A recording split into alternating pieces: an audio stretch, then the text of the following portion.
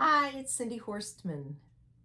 Okay, so in our last lesson, we learned the 5-1 chord progression with G13, then C major 13, G13, C major 13. So in listening to that, you notice that there are a lot of really interesting chord tones. And you can capitalize on this with your right hand playing an improv simple melody. And one way to do it is to maybe play octaves so that the harmonies, because they're a little more interesting, will shine.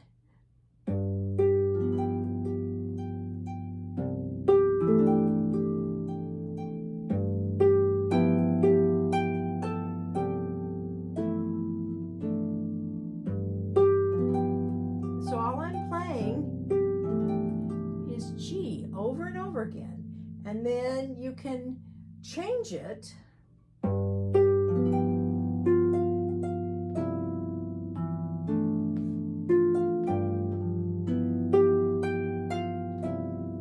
or something like that.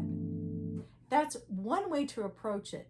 Just keep it simple, and let's think about another way that you could add to this. How about you could also do like a scale-like passage,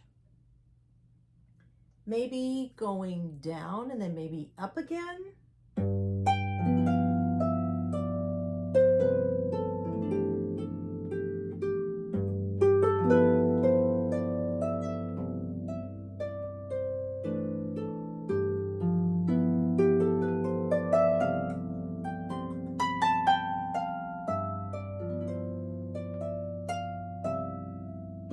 I kind of went up and down and up and down and up and down, just experimenting with it. And because we're in the key, all the chord tones are in the key, there's really no wrong note that you'll play. But I think that it's important for you to think in the back of your mind what the chord is. And that sort of directs your improv. And just start with even thinking of the root of the chord. For the G7, just start on G so that you can grow from there. So I'm going to turn on the metronome and let's play improv and accompaniment. We'll do an intro and then I'll improvise for 8 measures, and then you improvise and I'll accompany you, and then back and forth. So here we go. Intro. 1, 2, 3. 1, 3. 1, 3. 1, 2, 3. 1. Now I'll start soloing.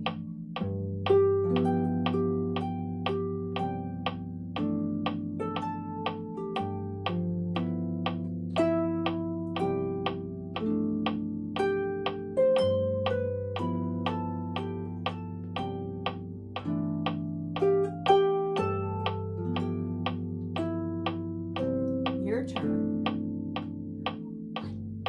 2, 3, and 1, 2. 1,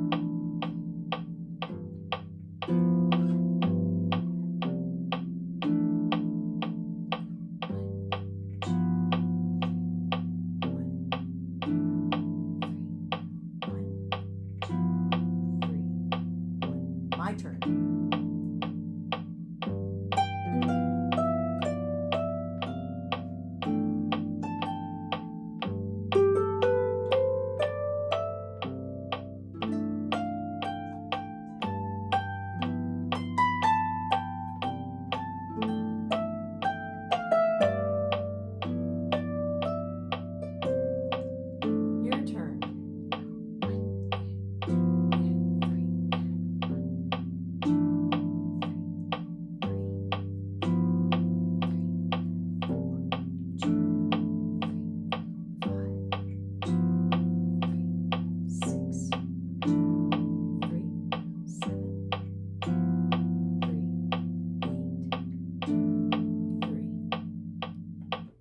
Nice.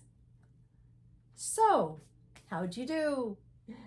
That's a little more challenging, but if you keep the solo simple, the chords are interesting enough to where it fills in the gaps, and you don't have to get real involved in a solo unless you want to. But start with octaves, do some scales. You could certainly do sixths. You can go up, create an upward arch, and then go down for a lower arch. And I encourage you to experiment with this and enjoy.